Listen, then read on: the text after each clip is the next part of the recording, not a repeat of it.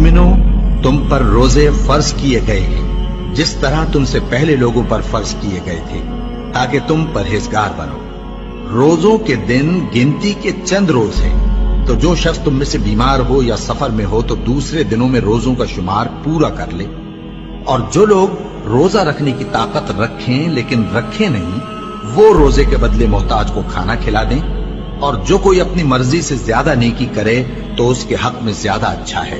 और अगर समझो तो रोजा रखना ही तुम्हारे हक में बेहतर है। रोजों का महीना रमजान का महीना है, जिसमें कुरान अव्वल नाजिल हुआ, जो लोगों का रहनुमा है और जिसमें हिदायत की खुली निशानियां हैं और जो हक व बातिल को अलग अलग करने वाला है। तो जो कोई तुम में से इस महीने में मौजूद हो, चाहिए कि पूरे महीने के रोजे रखे, और जो बीमार हो या सफर में हो तो दूसरे दिनों में रोजे रखकर उनका शुमार पूरा कर ले।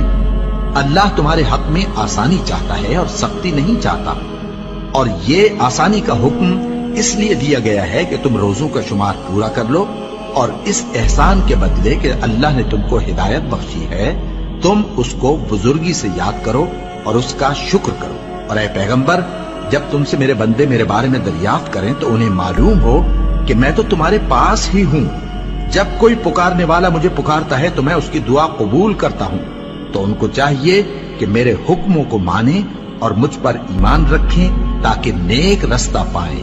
रोजों की रातों में तुम्हारे लिए अपनी औरतों के पास जाना जायज कर दिया गया है। वो तुम्हारी पोशाक हैं और तुम उनकी पोशाक हो। अल्लाह को मालूम है कि तुम उनके पास जाने से अपने हक में खयानत करते थे, सो उसने तुम पर मेहरबानी की और तुम्हारी हरकत से दरगुजर फरमाई। तो अब तुमको इख्तियार है कि उनसे मुबाशरत करो। और अल्लाह ने जो चीज तुम्हारे लिए लिख रखी है, यानी औलाद, उसको अल्लाह से तलब करो और खाओ और पियो, यहां तक कि सुबह की सफेद धारी रात की सियाह धारी से अलग नजर आने लगे। फिर रोजा रखकर रात तक पूरा करो। और जब तुम मस्जिदों में एतकाफ बैठते हो तो उनसे मुबाशरत न करो। ये अल्लाह की हदें हैं, इनके पास न जाना।